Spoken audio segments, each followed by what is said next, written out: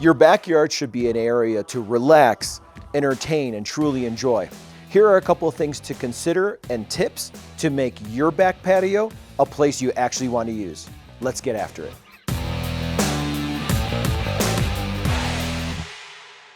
Having a covered patio area is nice, but if it's west facing like we have here, it's almost a requirement. You can do it with an awning, a sun sail, or a full-on roof that's an extension of your home. The steel columns here hold up the roof and they die into the concrete, but in staying true to the style of the open patio area, we decided to recess the concrete a little bit and fill this cavity with the same pebbles that we have over to the side. Over here on this area, remember this is the darker colored stucco. We will have a gas grill and a countertop that will die into the dining room wall. So a lot of area for setting up food or preparations, and the grill off to the side. One major consideration is if you ever want to have a gas feature outside of your covered patio and it's cement like we have here, consider installing a sleeve like we have, which will allow you to run a gas line under the concrete off to the other areas of your patio.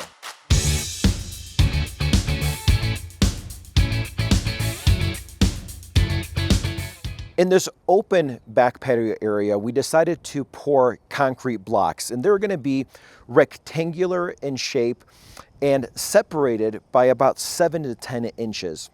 And that separation we're going to fill with some pebbles, about 1/4 to 3/4 inch pebbles, which will create a nice flat area, but once again, not all concrete. So visually it'll be broken up a little bit.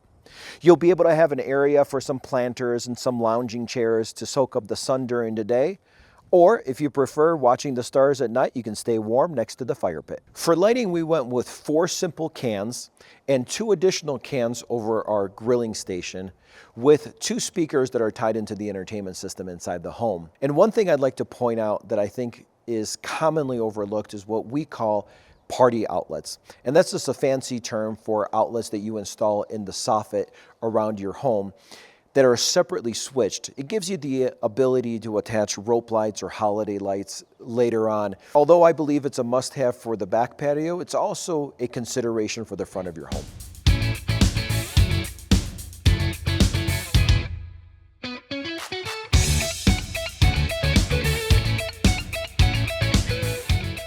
Ideas for your patio are endless.